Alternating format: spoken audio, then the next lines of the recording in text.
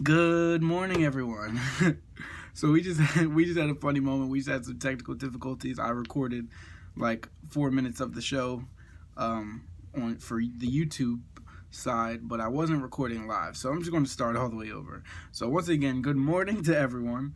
Today is episode 14, talking about compromise versus settling. It is January 29th, 2021.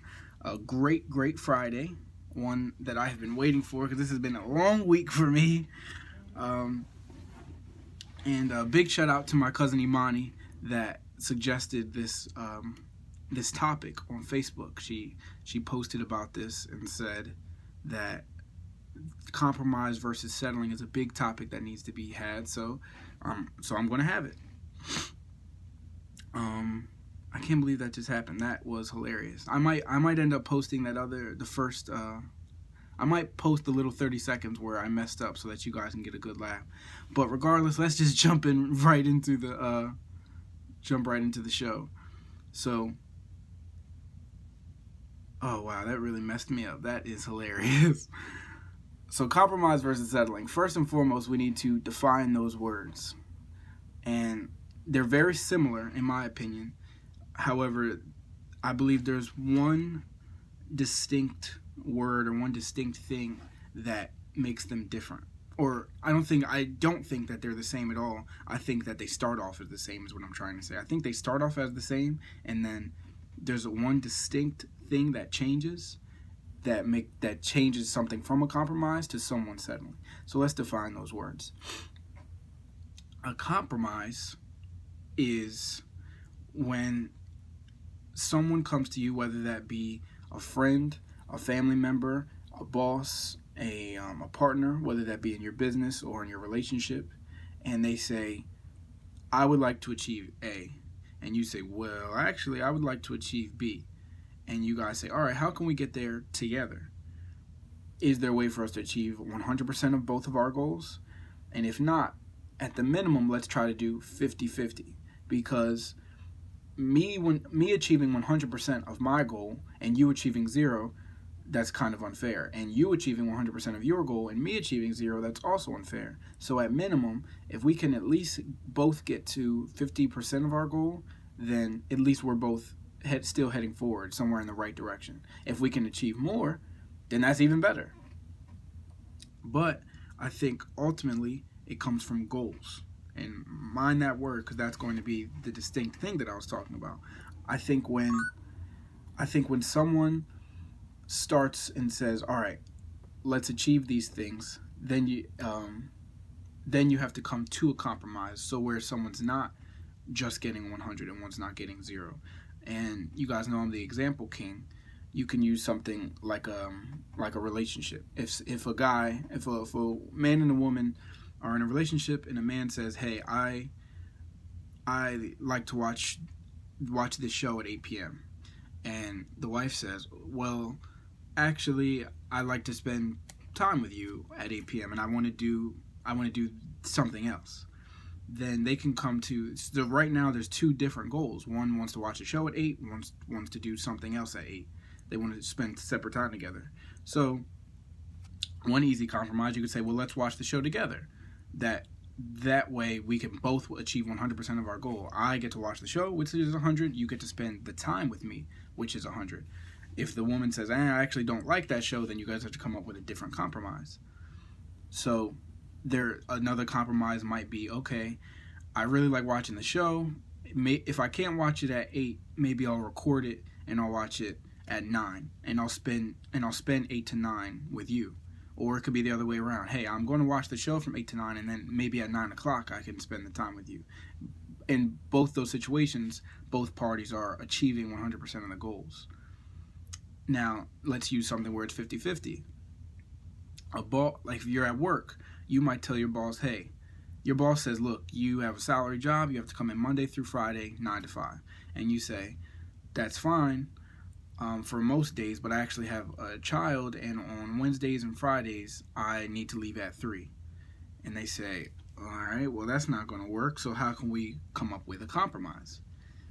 And the compromise might be, well, look,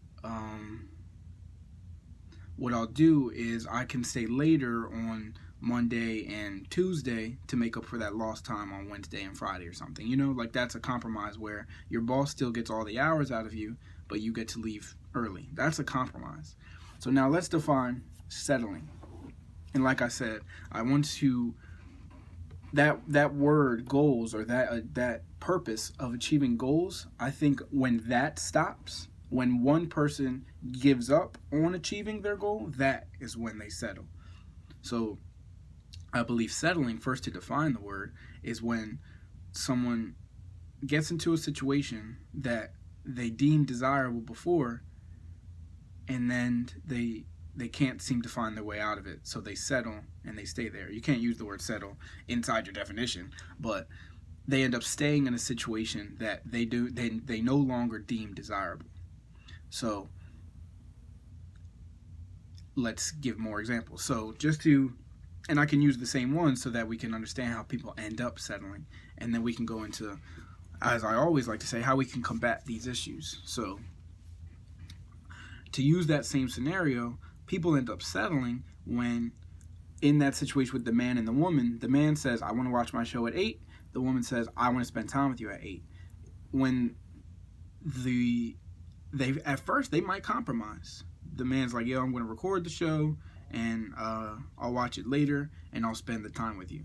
Now, let's say after some time, and you can define the time as whatever you want. It could be days, weeks, months.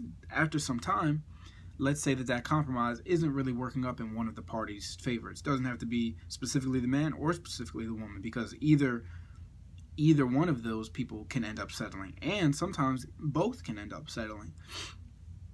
So, and this is only on a light situation. There are some situations that we'll get into later where people settle and they end up being miserable, and it can cause depression, suicide, anxiety, and they just end up settling for those situations. So, to stay on topic, in this situation, the man could be recording the show and he's spending the time with his wife, and the wife might want him to take her out to eat, or I don't know, play a board game, for example, something that she likes to do. And the man is like, okay, well, he starts to take her out to eat, and then maybe, like I said, after some certain amount of time, he goes, well, now let's just stay in, I'll cook for you. And then he goes to, come on, can you cook? And then he goes to, I'm going to watch the show instead of recording it. Can you make dinner, and then we'll spend time when we eat it together. And then after they eat, he might be like, all right, I'm tired, I'm going to sleep. And what turned into him recording that show and not watching it live and watching it later on ends up turning into, well, I can, and spending that time with his wife, that hour, that 2 hours, he goes, well, come on. And he reduces the time that they spend together from an hour or 2 hours to maybe 20 minutes, 15 minutes when they sit at the table and eat dinner together. And then he goes, all right, I'm going to go back and go in the room and watch ESPN, or I'm going to go do this or do that. And she goes, well, we tried, and she settles for that. And the man is now getting his 100%, and now she's getting 0. And it doesn't have to be 0% that you're settling for, but in this situation, she's getting 0 going, well, we tried. I had a goal that I wasn't able to achieve, and she's settling for not achieving that, and that being not okay in her mind, but that it's not worth fighting over. And I think that's when people settle, is when they convince themselves that something's not worth fighting over, whether that be fighting their partner or fighting their boss or whomever. And it doesn't, obviously, I don't mean physically, but even if you use that same boss situation, someone might say, or you know what, let's use the other, first I want to do the other way around with the man and the woman, and then I'll go to the boss. So for the man, he might, once again, he would say, I want to watch the show at 8. The wife says, no, can you record it and spend time with me? So what might end up happening is, and maybe he just doesn't appreciate his woman that much if this ends up happening, but what might end up happening is he records his show, and he spends so much time with her, like it might be 3 hours, like 8 to 11 or something, and he ends up never watching the show. He goes, it's recorded, but I'm not, like, I don't have time to watch it. I spend too much time with her. It's an hour-long show. I got to get up for work. I'm not going to watch it. And he might settle for that. And that might make him upset. Where he's like, well, I get to spend the time with her. That's cool, but I'm really never watching the show. All my friends and everyone I follow on these social medias, they're talking about the show, and I never have the time to watch it. And he might settle for that and go, yeah, like, I guess I'll watch it whenever. Maybe never. And he might settle for that. And this is obviously drastic. He could watch it on a weekend or something. It's only an hour-long show. But you guys get where I'm going. And the wife might be 100% happy and be like, hey, everything's good. We're spending lots of time together. And the guy's like, yo, I don't ever get any time to myself.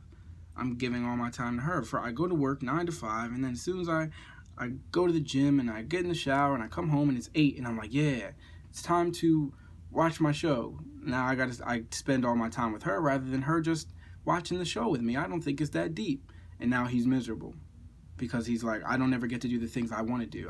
I spend time with her, but we only do the things she wants to do. And she's happy, so she thinks I'm happy, but I'm not. And he's miserable. So that's when it goes from a compromise to settling.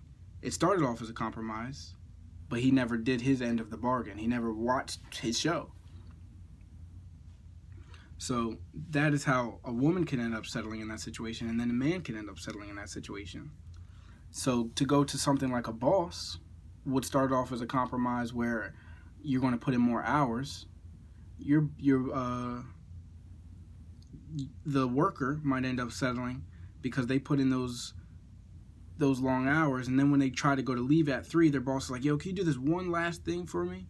And they don't end up leaving. They have to leave at 3 to go get their kid from school. They don't end up leaving till 4, and the kid like has to stay after. The kid is like, Mom, you're always leaving me. And it's like, yeah, I know, I gotta work, I'm sorry.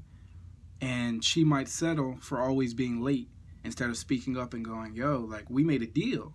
You said if I work late Monday and Tuesday, I can leave early on the days I have to go pick up my child. But I'm actually working late on both days now, so you're actually overworking me. You're getting more hours out of me. I'm working late on Monday and Tuesday, and then instead of leaving at 3, I'm here till 4 or 4:30 sometimes. And I don't pick my kid up till late. And I have to pay extra money for that, or whatever the situation might be.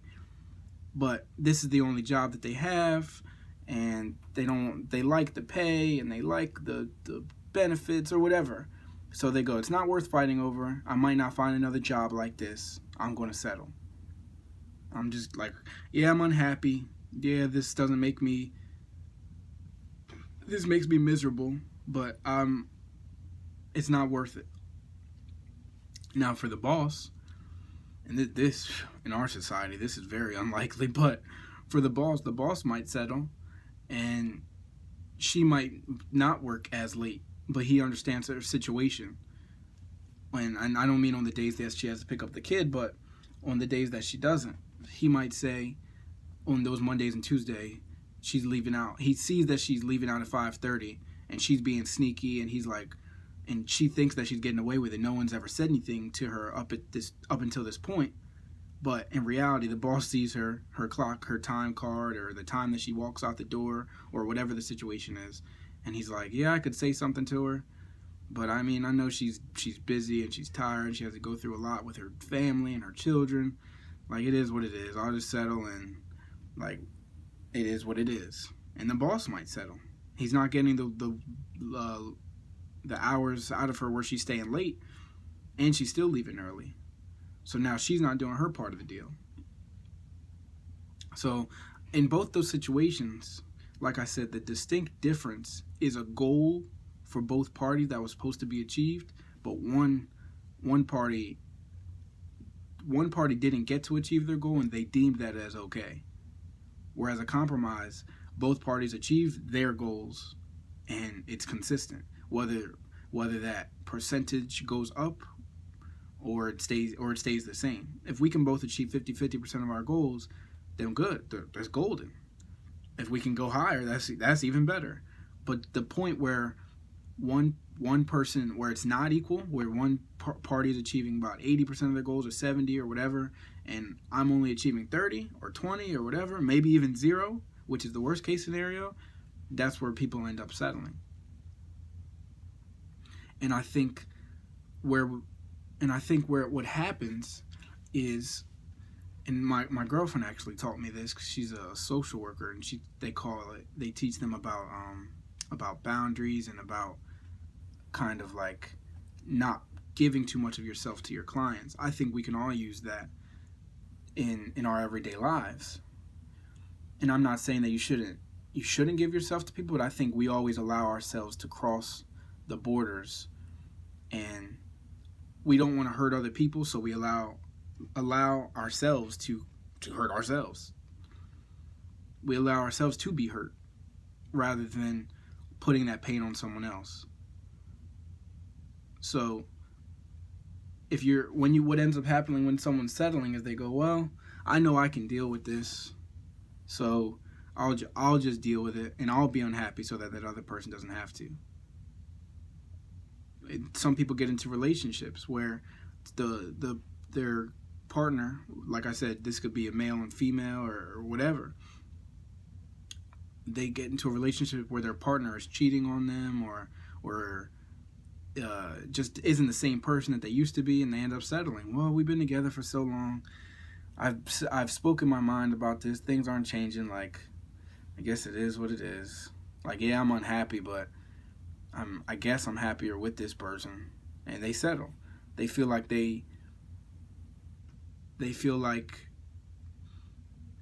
what's the word I want to use? Being stable or avoiding change is what's going to make them happier than trying to change things up and go maybe break up with this person, go find another person, or try to be single or whatever. They're like, all those things sound scary because they're unknowns. Like, I'd rather be stuck in this known place and be a little unhappier than be in an unknown place, period. And whether it be happy or unhappy, I'd rather be in this known place feeling whatever emotions I'm feeling rather than be in the unknown. End sentence. And I think as a society, we kind of have been taught that since we were all young, whether it be in the black society, white society, like all society. We've all been taught you need to have a plan. You need to, you can't go somewhere not knowing something. You know what I mean? We're not taught to be spontaneous. We're not taught to go with the flow. We're not taught these things. So when it comes to actually do them, it's like, I don't have a plan going into the unknown being single. Like, I know I've been with this person for 1 year or 9 months or 10 years or whatever, and I know what makes them tick, and I know what things I can avoid already. I know what I can do to make myself happier. Even if there's things that make me unhappy, there's things that can make me happier, and even though the unhappier might outweigh the happy, I'm okay with the things that make me happy. And then someone might come to them and say, well, you could be happier if you don't settle and you just choose yourself. And they go, yeah, but I mean, how long is that going to take? Or blah, blah, blah, all the excuses that people make.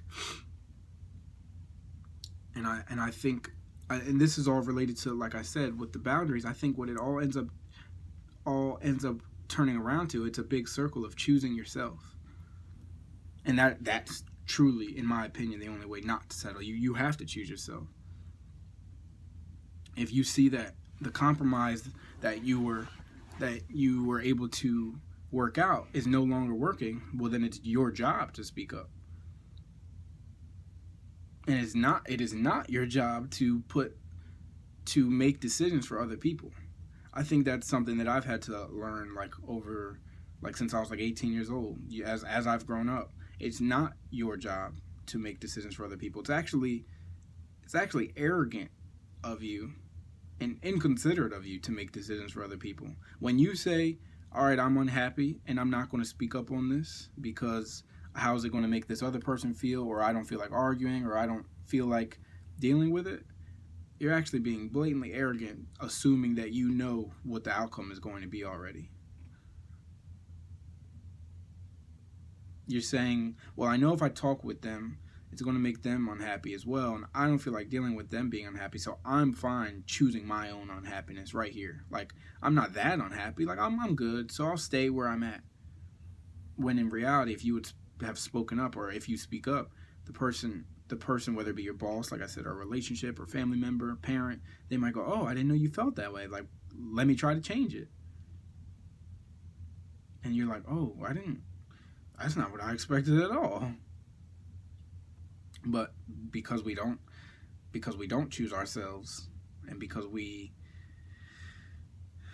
think we know all the answers already, we don't even go out of our way to have those conversations. And I think settling also has to do with, I guess it's norms, like societal norms as well.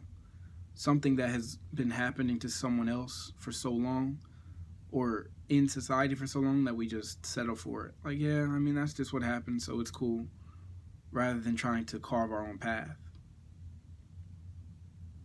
Like, what's a good one?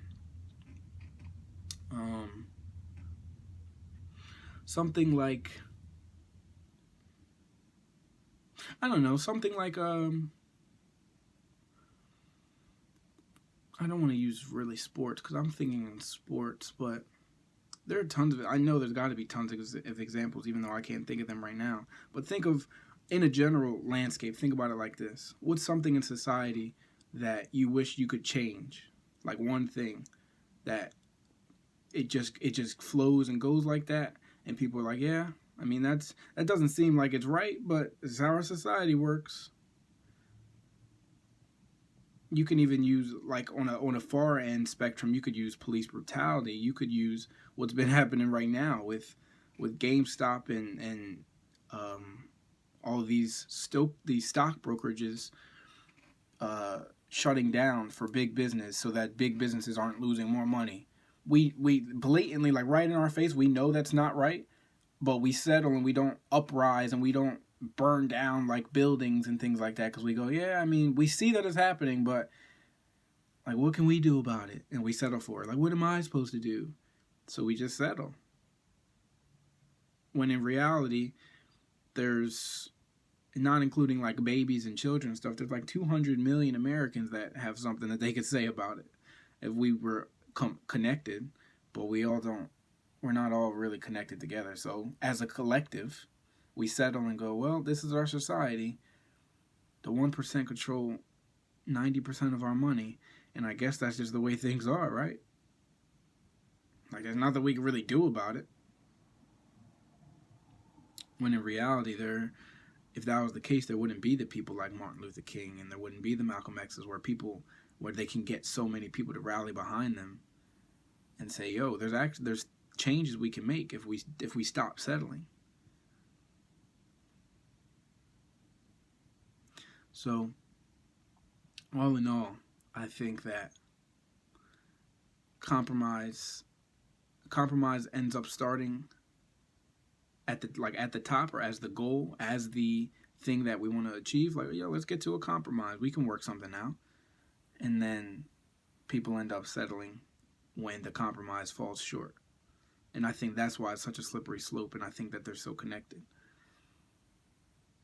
And you could use these scenarios, or use these definitions through everything. I mean, this is what like what renters do. This is what banks do. This is what jobs do. Like, everything is a compromise. And when one thing falls short,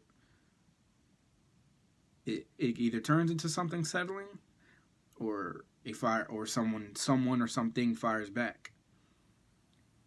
When you go and buy a car, you make a compromise with the people. Yo, if you give me this $10,000 for the car, I will pay you monthly XYZ. And guess what they don't do when you don't pay the car? They don't settle. They go, oh, so you're not paying, right? And they come and grab your car. They come and take it in the middle of the night. But when it comes to people, you say, hey, man, let me borrow $100. The person's like, all right, just pay me back in a week. and the person doesn't pay back, and you go, yo, like, what happened to you paying me in a week? You got it? And then they're like, oh, I don't know, or whatever, or you know what I mean, whatever. And they said, like, oh, I guess that's fine, like, you know what I mean? Or if it's like, you ask your mom or your parent to do something, hey, can you get me this new phone? And they go, yeah, get all A's and I got you. And you might get all A's, and then they like, and then they go, I don't know, I don't have the money, or I don't have this, or whatever. And you settle. Instead of arguing, you go, well, there's nothing I could do about it, so you settle. And so like I always say, so what is the answer? How do we combat this issue? And more than just choosing yourself, how do we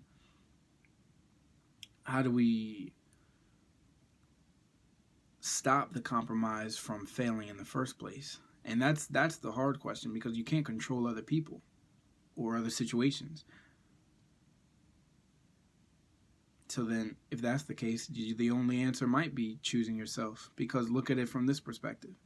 As long as you do what you have to do, you can't make, like I said earlier, you can't make decisions or control the other party. So if you say the compromise, I'm going to do A, and they have to do B. If you do A 100% of the time, if you're loyal to that, as soon as they don't do B, what are you going to do? Force them? You can't force anyone to do anything. So I think the only thing you can do is you either get out of that compromise, like take yourself out of it, or you speak up about it. And I'm trying to think of other solutions. I don't think there is another way to combat it. Like, if you think of 1,000 different examples, the only thing you can do, honestly, is be you and choose yourself 100% of the time. If you do a service for someone, if you say, I'll clean your house for I'll clean your house, but you got to give me $200 or something, and you clean the house, which is your part of the deal, and then they don't pay. I mean, you can't force them to pay. The only thing you can do, I guess, from there, you could hurt them. You'll probably go to jail. The only thing you could do from there is you could take them to court. That'll take forever, but I mean, that's the only way you could really get your money back. You can't control anyone, you know. And I think that by itself makes people go crazy. And that might in itself might be a reason why people choose to settle. They don't want to speak up, and they can't control the person, which drives them crazy. So they go, I'd rather just sit here, rather than trying to manipulate this person, or I've spoken up twice about it and they haven't changed. People don't like to, like I said earlier, people don't like the unknown, so they're not going to back out and go, okay, like, if this person's not listening, I'll find someone else that can. I'll find another job that does. I mean, you can't find more parents. If your parents aren't listening, you can try to move out on your own or do whatever it is you want to do, but you can't find more parents. That's just not how biology works. But you guys get where I'm going. Like, I think that the only two combatants, or the only two solutions that come to my mind are one, choosing yourself, and two, I just lost the other thought. One, choosing yourself, and two, not being afraid of the unknown. That's where I wanted to go with that. And those two are closely related. I think people need to jump more out into the unknown and do things that they're scared of. And I think that's the only way not to settle. Some people get into these like monotonous jobs that they hate on the daily, and they say, yo, I'd rather travel, I'd rather be an entrepreneur, I'd rather do these other things, and they settle because they're scared of the unknown. And that's not them not choosing. I mean, You can look at it that way and say they're not choosing themselves. But I understand. If someone goes like, yo, I have kids to feed and this is what's paying my bills, yeah, I want to do other things, but this is what is known to me, and this is what puts food on the table for my children. I completely understand why they do that, but I think they need to understand that's what locks people up in lives that they hate being in. They end up being 62 and they go, dag, I didn't get to do the things I wanted to do because of A excuse, B excuse, C excuse. And I'm not saying that they're not reasonable excuses, because they are.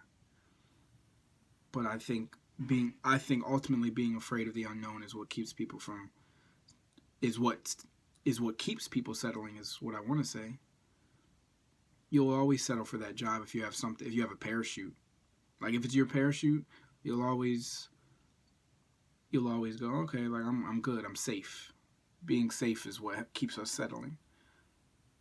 I don't need that. I don't need to go do that job. I don't need to go try this thing. I don't like being in this part of town, but I don't want to move because I'm close to my family, or because I don't know anyone out there. I want to move to Texas, but I don't know anyone out there. So it's not worth, or it's not this, or it's not that. And they settle. And then you hear about those people that are 40, and you go to a cookout and they tell you, oh, I wish I would have did this when I was younger. I wish I would have did that. But they settled. And I think, like I was talking about earlier, I think that is a big reason that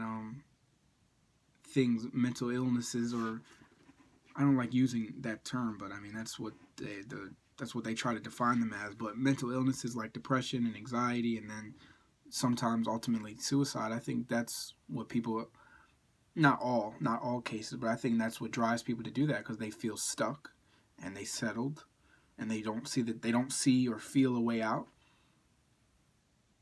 So they end up getting stuck into this depressive state, like, yo, I can't figure it out. I feel trapped. I want to move, but I can't. I want to own my own business, but I can't. I want to do this, but I can't. And they just might not know how. I don't really believe in the word can't. I feel like you can always do anything you want to do. It just depends on what you want to sacrifice. You might have to sacrifice sleep. You might have to sacrifice time. You might have to sacrifice spending time with your kids. You might have to sacrifice your leisure time. But you can do whatever you want to do.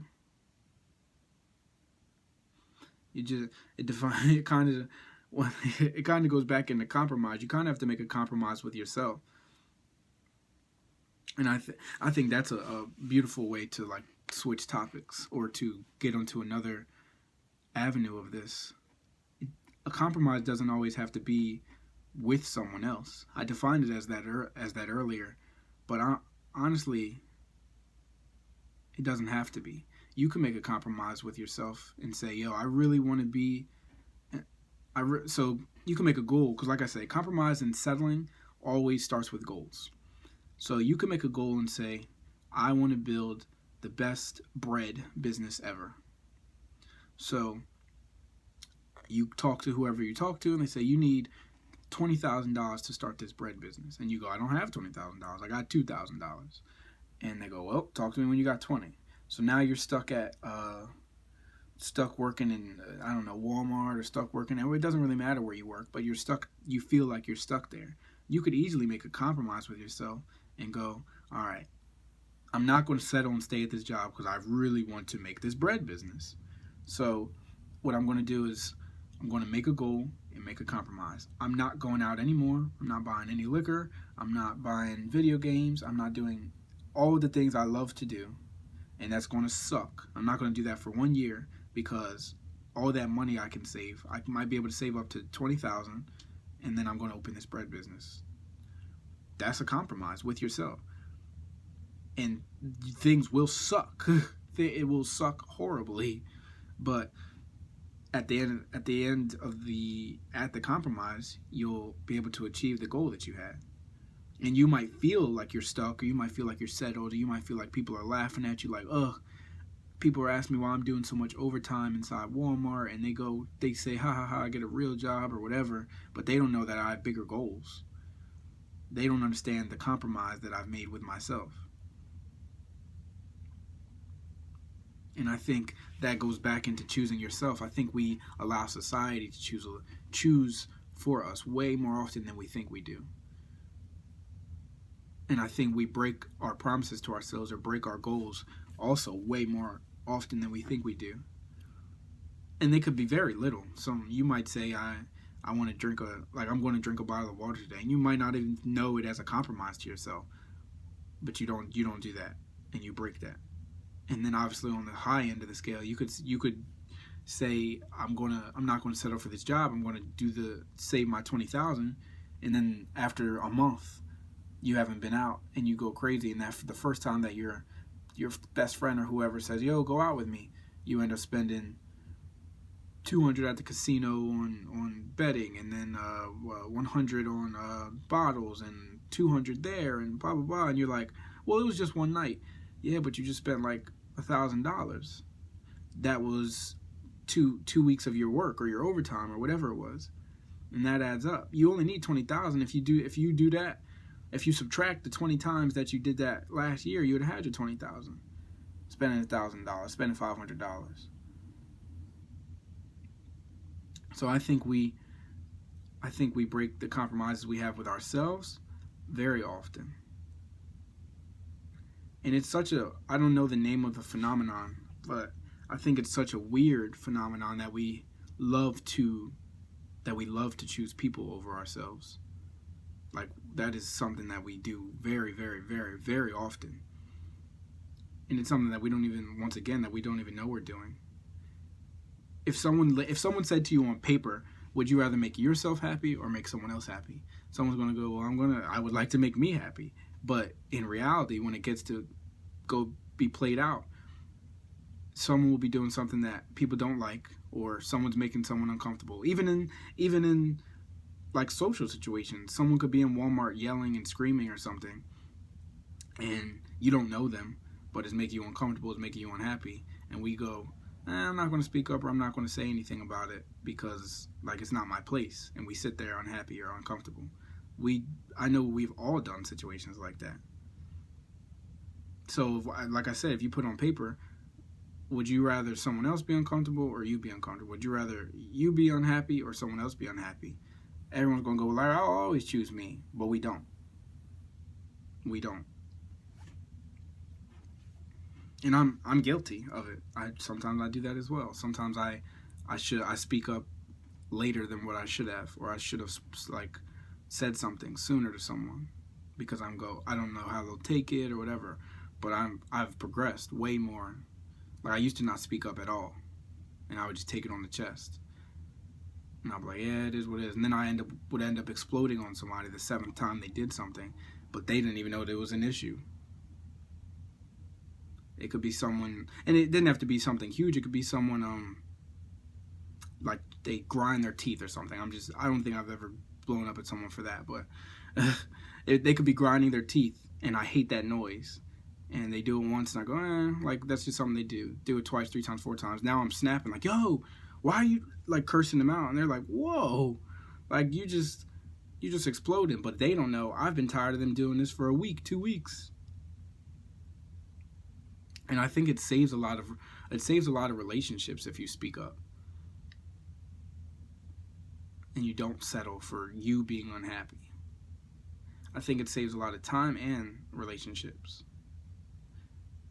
And it saves your sanity, honestly, because for me, why I used to do that is because I would say something that happened once is like an anomaly. It's something that happened twice was just like a coincidence, and then something that happened the 3rd time, that's when you speak up about it. But by the time I got to that 3rd time, I would already be so angry. It's like with I don't know, I don't really have a great example, but it could be like you're your roommate or something, or your girlfriend or whatever, they do this thing. Like if you live with a roommate or something, they might throw their shoes. Like I'll use my friend my friend Preston I used to live with. He grew up a lot around the Asian culture, like his whole life. So he's used to it's before you enter in anyone's house, you have to take off his shoes. Even right now, like to this day, he still does that. So I used to just walk into our dorm room with my shoes on all the time, constantly, all the time. And one day he was just like, "Yo, like you gotta take your shoes off before you come here. What the hell?" Start snapping. I'm like, "Yo, what are you talking about? Like I'm not like, what are you even talking about?" And he was like, "It messes up the whatever he would say, like the feng shui of the room." So it's just, he said it avoids dirt. Like if you want to keep the room clean, before you even walk into the door, like you take your shoes off before you even go in the door, and then you carry your shoes into the room. And I thought that was so weird, but I didn't even know that was an issue until he until he snapped about it. So, and there's tons of situations that around the whole world that we do that. And once again, it's a slippery slope, because if you say something to somebody because they did something the first time, then it's like, yo, like I didn't even know I did that, or I didn't mean to do that. Like, why are you speaking up about it? Why are you snapping about it? So it's kind of a slippery slope, but I promise you, it's always easier to say something the first time than to wait for the sixth. Because by the time it gets to the sixth, you're angry. It makes more sense to do this the first time and just explain yourself. Like, yeah, you don't normally do this. This is the first time you did this, but it made me uncomfortable or made me unhappy. I just wanted to speak up about it. And so I'm like, oh, my bad. I didn't know I was doing that. I didn't think you was going to take it that deep. Oh, well, I did. So I'm just letting you know. And I think another big thing, and this will probably be my last thing before I get into questions, but I think another big thing is our emotions. And I think we don't allow ourselves to have or feel our emotions, and we act like they're a bad thing, and we don't want to seem emotional. For women, they're told they're too emotional. For men, they're told that they're not allowed to be emotional. So both parties are now trying to avoid having emotions and talking about emotions. So something will happen, or something will happen to make someone uncomfortable, and they're like, oh well, I'm fine with it, because if I speak up about it, I'll seem like I'm too emotional, or I'll seem like I am emotional about it and I'm strong. I don't got to say nothing about it, when in reality it's bugging you. So I think if we avoid telling ourselves, humans are emotional creatures. If we avoid telling ourselves we don't have to be emotional, then I think it will save us a lot of hurt and a lot of time. All right, now I'm going to open up the floor for any questions or any topics, or it's Friday. Let's just talk. So what y'all got for me? Let me turn the hands thing on. You guys know the deal by now. What's up? Good morning. So you had mentioned something that we've talked about a couple times before, which is setting boundaries. And once you said it, it really made me realize that compromise, setting boundaries, and settling all kind of like tie in together. So really setting boundaries is just kind of like choosing your happiness and like your priorities over the situation, but still allowing the other person or that situation to still kind of like have some leeway. So the example that I can give that I sometimes struggle with is just, so like Duron said, I am studying to be a social worker. So I'm working right now with the homeless population. And so I have one client in particular who will call me, and we can sit on the phone for an hour, sometimes over that. And really he'll just be venting about anything that he's going through. And so now that knowing that he can come into the conversation already expecting it to be an hour long, but I may have other work to do, at the start of the conversation, I'll set a boundary and say, hey, I know that you may have some things that are really important that you want to talk about, but I can really today only give you 30 minutes of my time. So setting boundaries just really allows you to still participate in the situation, but also choosing yourself in the situation, and other things that you may have to prioritize. So I really thought that was something pretty interesting that you mentioned. And I also just wanted to say that compromising and settling really can play out in so many different ways within like our day-to-day life. So another example that I came up with was like something just so simple as like your mom wants to go out with you for the day, and you might not want to be out with her all day. So at the start of the day, it's like, okay, we can go to lunch, we can go to this one store, but after that one store, I have other things that I need to do. So you're setting that boundary, but two, you're also compromising with her. Although she does want to spend the whole day with you, you're letting her know that, okay, you can only do half of the day, instead of settling and being miserable the entire day, or instead of being miserable, you may be missing out on so many other things that you plan for the day. So I just thought that this was a really good topic that you talked about, and it really can play out in so many different ways, and it probably happens to so many of us. So thank you for talking about it. No problem. But you're 100% right. Like, you didn't say one thing wrong. I think it happens a lot to us where,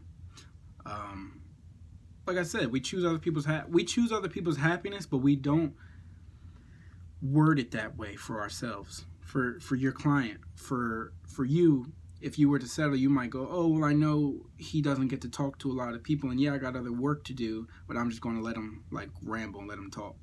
And you don't word it in your head that way as, oh, I'm choosing someone else's happiness, but you're allowing him to be happy and overstep his boundaries when that's not something you want. And it doesn't have to be strangers either, or people that you're not close with. Like you said, it could be your mother, it could be whomever.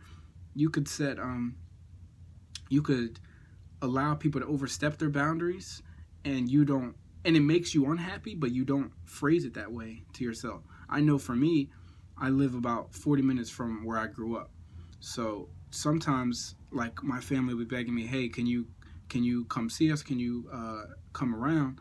And I have to let them know, like, hey, I would love to, but I can't right now. There are other things there I have to do.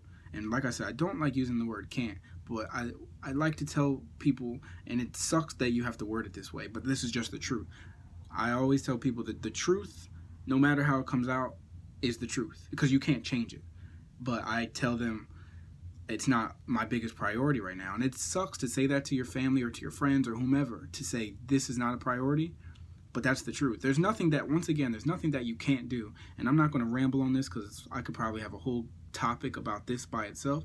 But telling someone you can't do something that's not true. That by itself is not true. If someone says, yo, can you come out with us tonight? And you say, I can't, that means that you are handcuffed to the bed and you physically cannot go out with them. That's not true. You don't want to go out with them, or you have other obligations. Don't say I can't. You say, I got other obligations, not tonight. That's the truth. And you don't have to explain yourself. If someone's like, what you mean? You putting us to the side? You can't do it with us, or you don't want to do it with us? It's like, it's not that. I just got the obligations. Somebody got here before you did. Sorry.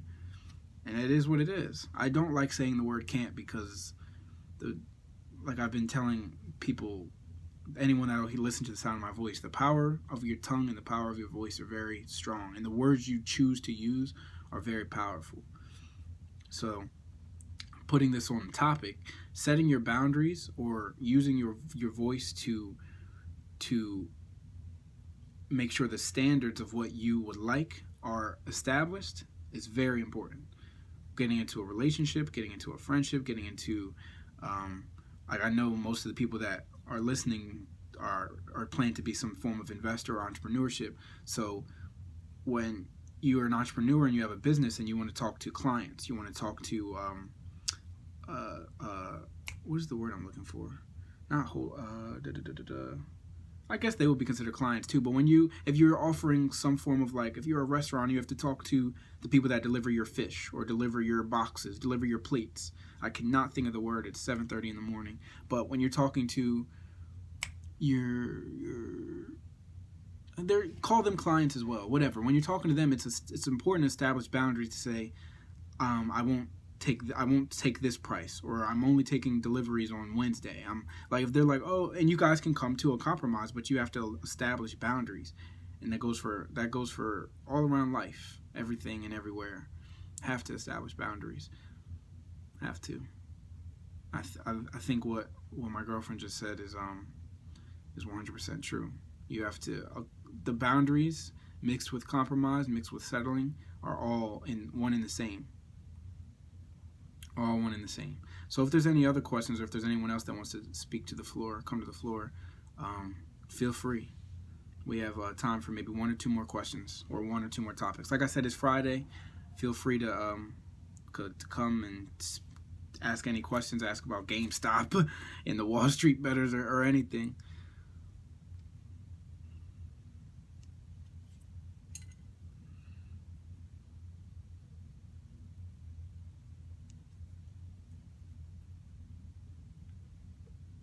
All right, if there's no more questions, I will let you guys get to your Friday. Like I said, I will see you guys on Monday. If you're new to the Duron Cool's Morning Show, you can watch this show live on the Clubhouse app Monday through Friday, 7:30 a.m. to 8:30 a.m. And if you can't tune in live, which means you're probably already watching this on some type of social media platform, you can watch this on YouTube at the Duron Coles. And we're, like I said, we're on episode 14. We're growing strong, and I hope to see you guys soon. All right, you guys have a beautiful weekend, and I will see you on Monday. Peace.